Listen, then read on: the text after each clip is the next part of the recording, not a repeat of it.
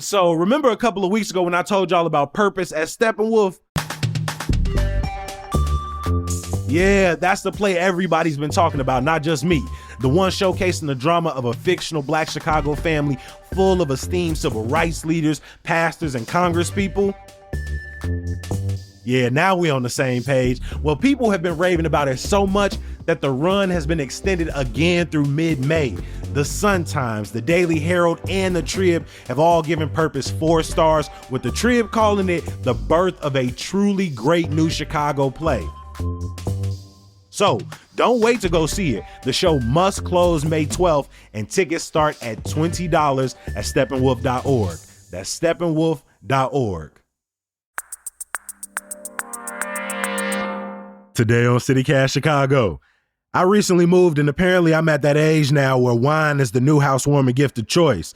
I ain't complaining, but I gotta be real with y'all. Despite having the occasional glass with dinner, attending a few tastings, and even touring some really beautiful vineyards, I have literally retained zero knowledge about wine in my life. So we brought in an expert to help us find the best spots to grab a bottle, teach us a little vino vocabulary, and how to properly enjoy a good glass of wine.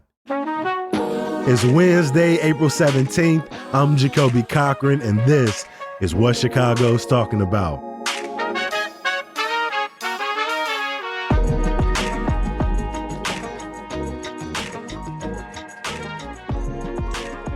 Chastity Cooper is a writer and wine expert whose new book, Wine Convo Generator, is out now, and we got a link for you in the show notes. Chastity, welcome back to CityCast Chicago. Thank you. So happy to be back.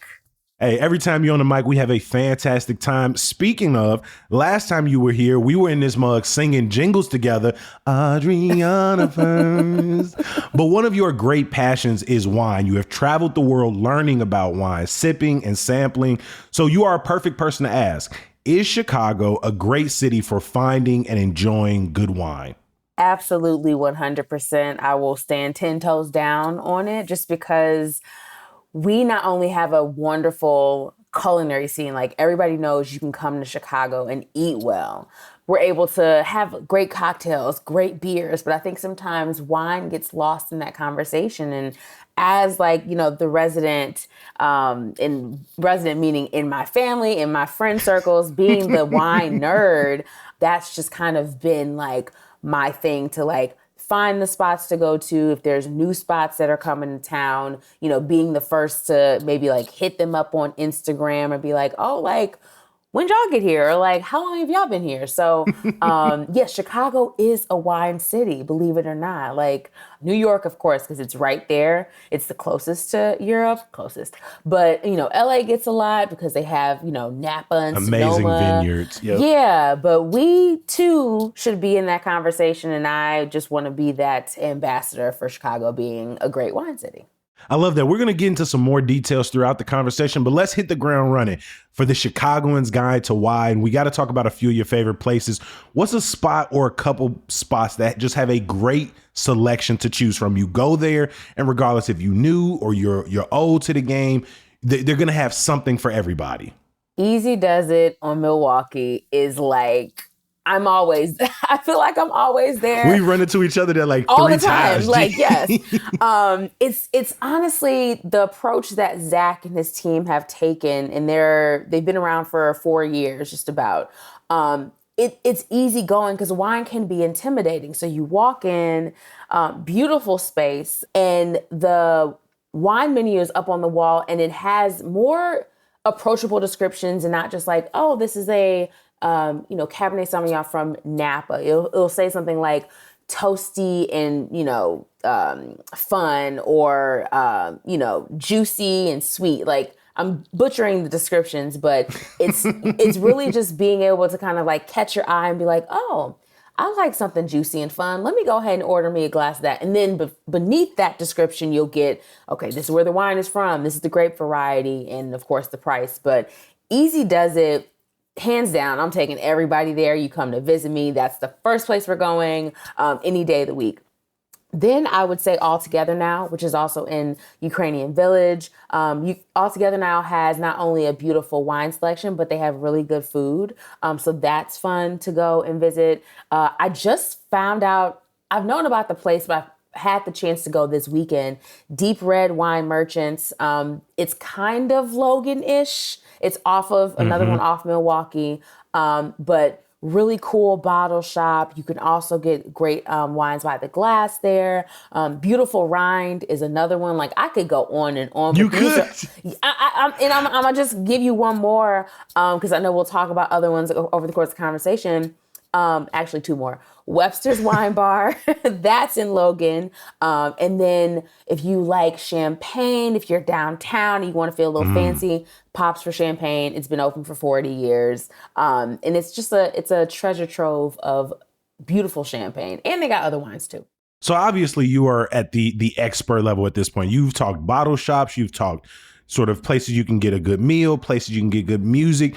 If you're trying to be someone trying to get into the kind of wine game, where would you in those different categories of places tell someone to maybe start? So I would absolutely tell people to start at their local wine shop. So I live in Rogers Park. I frequent a place called the Wine Goddess. They've been around for almost 15 years, but the people who work in bottle shops are just as knowledgeable as the folks who work on the floor at, some of our esteemed restaurants across the city. So one, you're supporting a local business, which is super important. And two, you get to go and build rapport with everybody that works at the bottle shop. So definitely start there. And even Benny's too. Like, I know we have those sprawled across the city and I stay at Benny's too. Like, that is just the spot for me. But going in there, everybody's knowledgeable. If you have a question about the difference between Sancerre and Sauvignon Blanc from New Zealand, they'll tell you just like by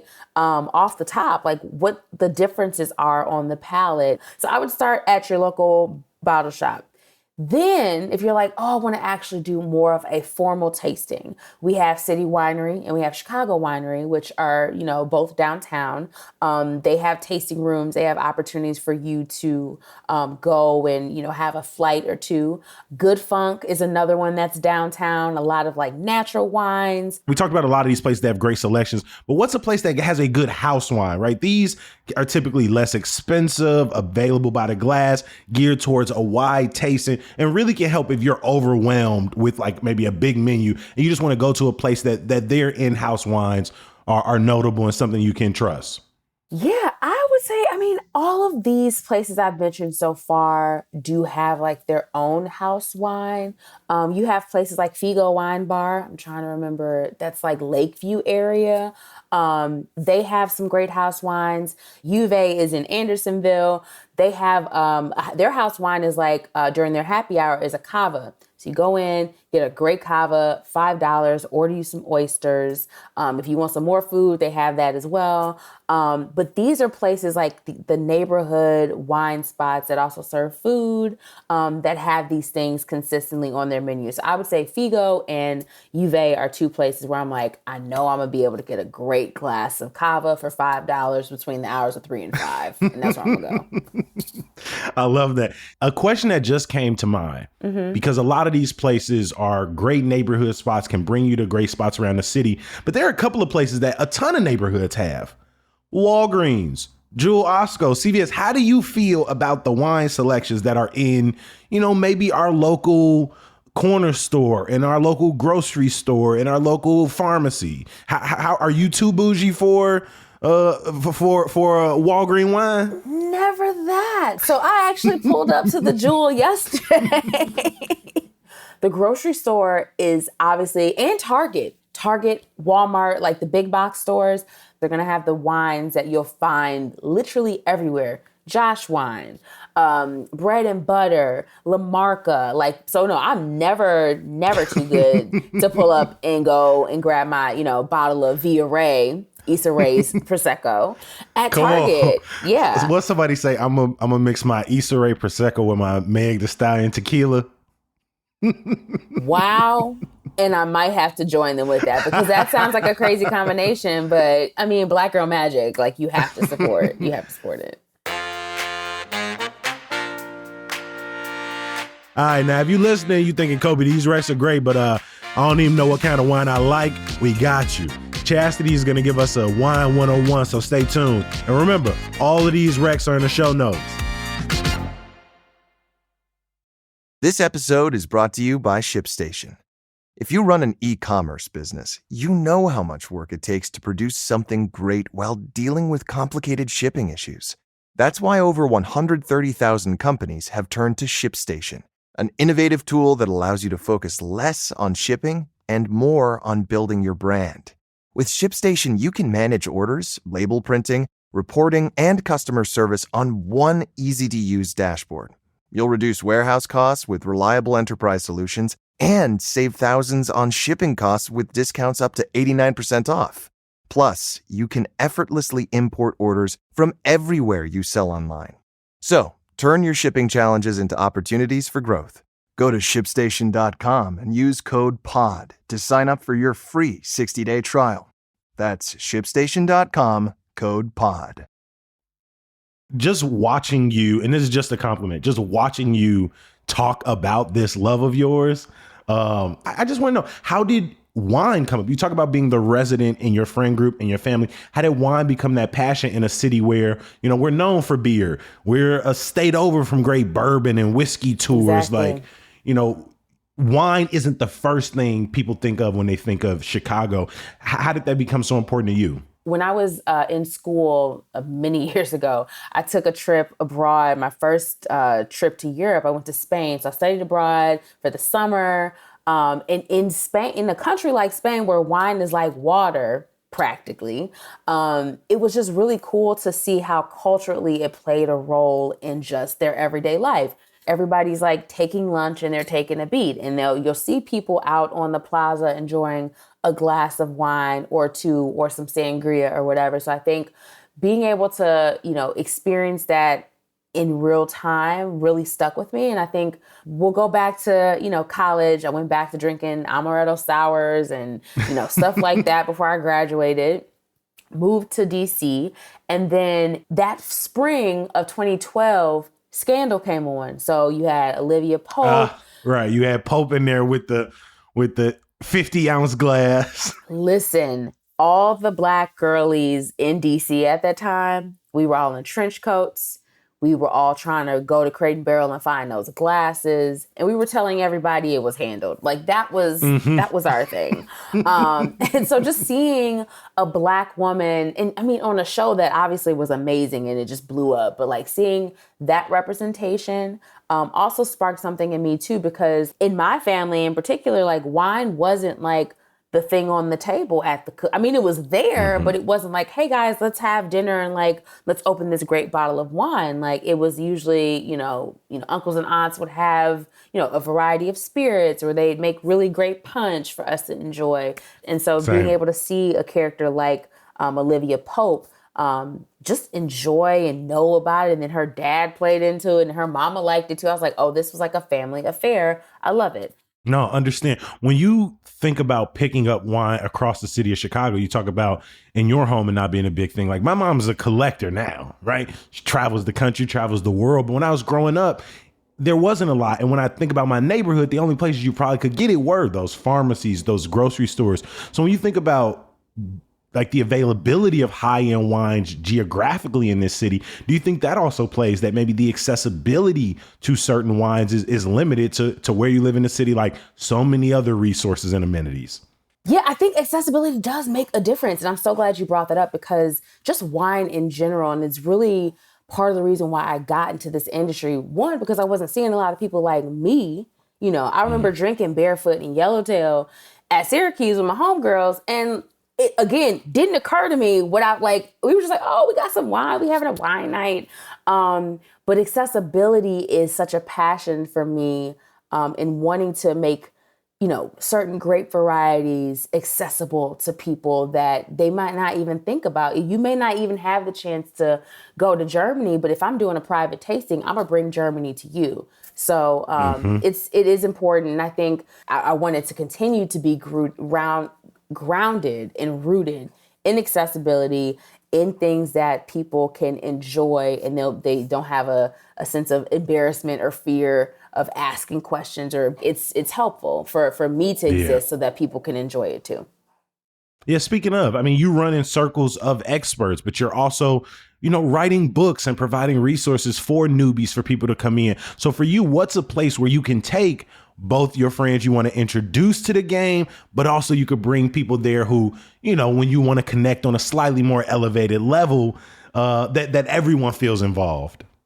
When it comes to, bridging that gap between the formality of what I do, but also the familiarity with my family and friends, I would also take them to a spot like J9 Wine Bar. It's in Lincoln Park. That's a cool place to go. Middlebrow has bomb pizza.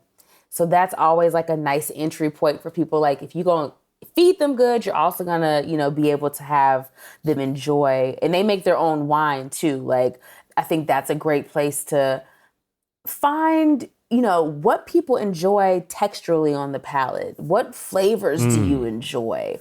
And throwing kind of that funkiness in where it's like, oh, like I didn't think I would like this Zinfandel, but shoot, now I do. Or I didn't know I would like the white Zinfandel, like I think it's definitely there's a lot of diversity when it comes to wine and what we have access here in the city too. So we've gone through a bunch of amazing places, from restaurants to places where you could just grab bottles, do great sippings. But once I get there, I'm gonna need you to help me out. Your book is all about talking like a wine expert, even if you don't know what the hell you're talking about. Right. So what are some basic terms I need to know? Because Chastity, be real with you, G. We've been talking for like 25 minutes. You just said a few things. I think you can already see my lack of expertise. You said Zinfandel. I'm quoting some random Yeezy video from 20 years ago, right? So let's break it down. Wine 101. Yes. Regardless of where I'm going, what are some basic terms I need to know that are going to help me?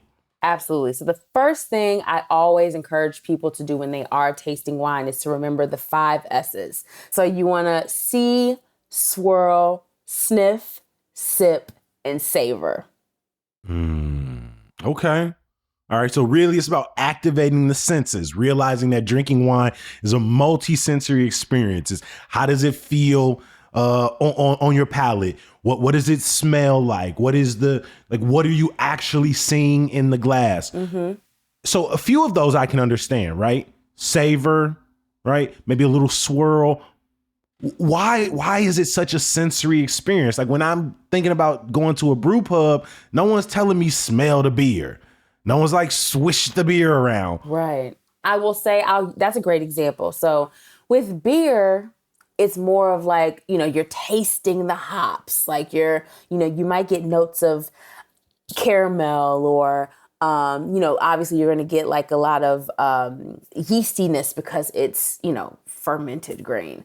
With wine, it's such a sensory experience because your brain you have to be able to connect your nose to your mouth and your brain. Like these are the 3 things that are the most important, because what I might smell in my glass, I might pick up pineapple, I might pick up honeydew melon, but on the palate, it might be a different experience. It might be lemon zest or some notes of rind or white peach. Like the nose and the mouth experience so many different things, but that's why it's so important to me to encourage people to smell what's in your glass first before tasting it. And I tell people to be as honest as possible. If you're smelling grapes, okay, cool.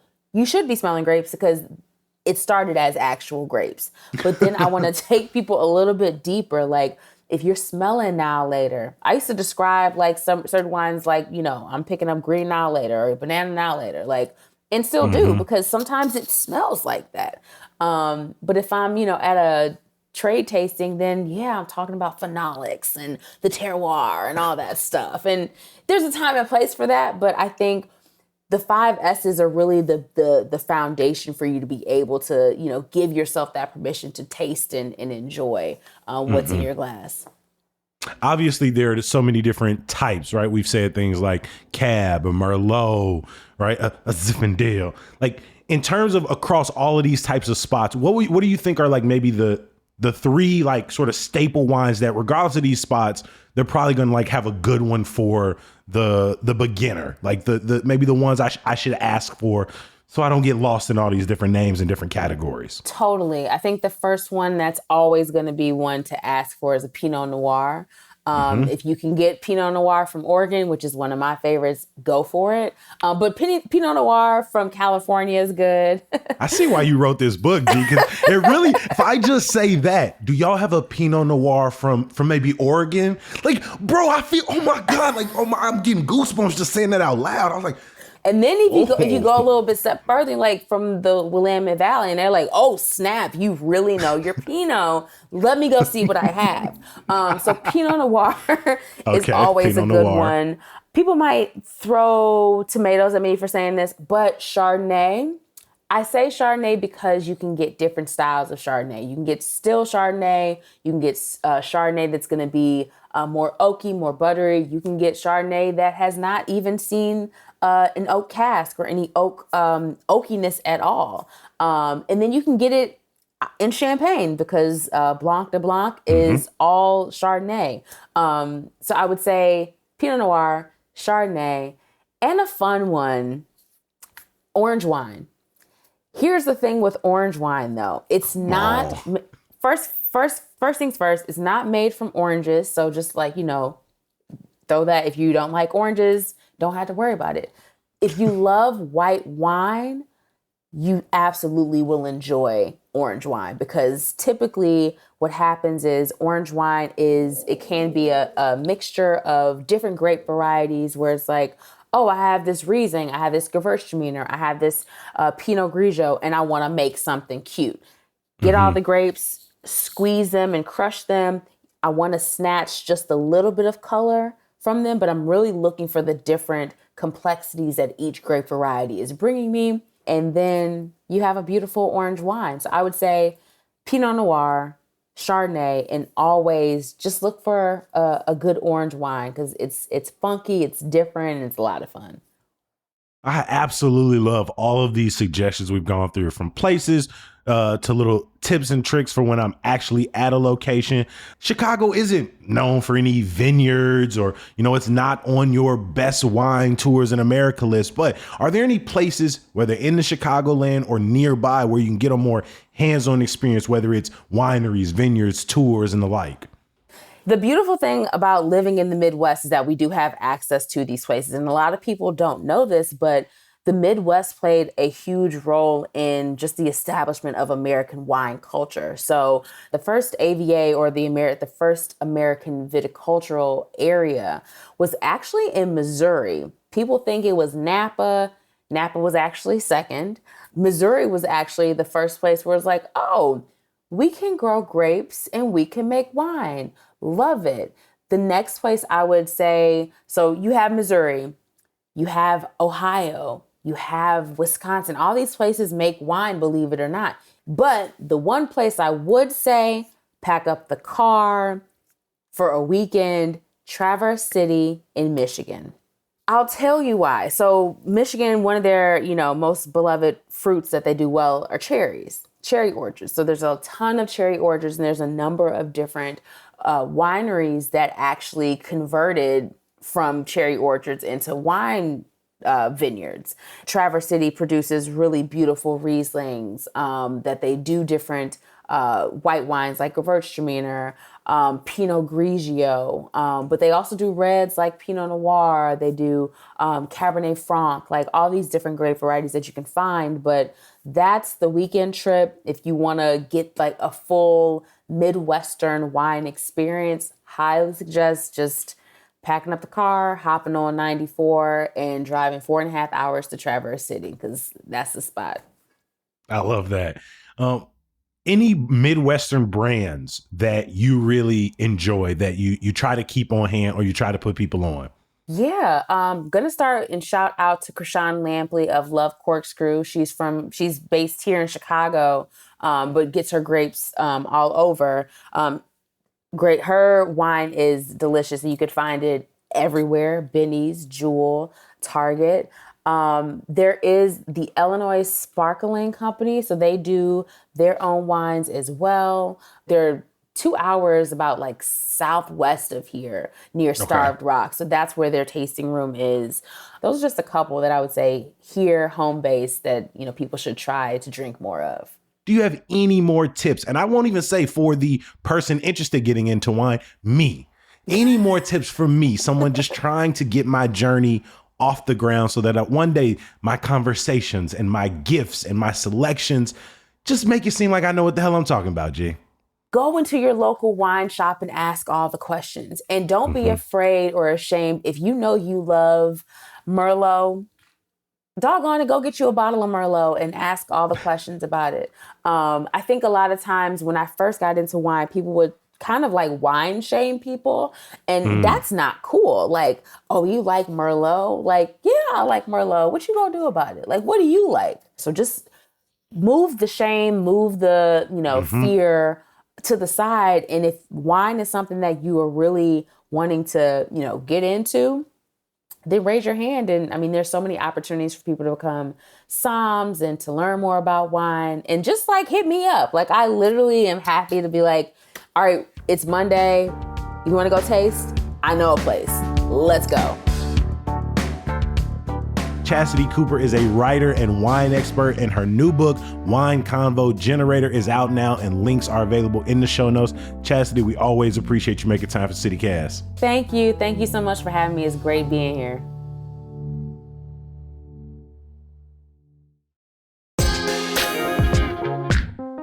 Every episode of CityCast Chicago ends with some good news.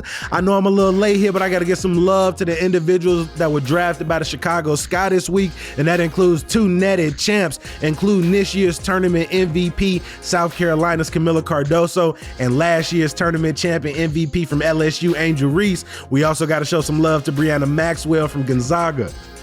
As always, we appreciate you for listening. Thank you for making CityCast Chicago a small part of your day. We're going to be back here bright and early tomorrow. Hopefully you'll join us. Peace.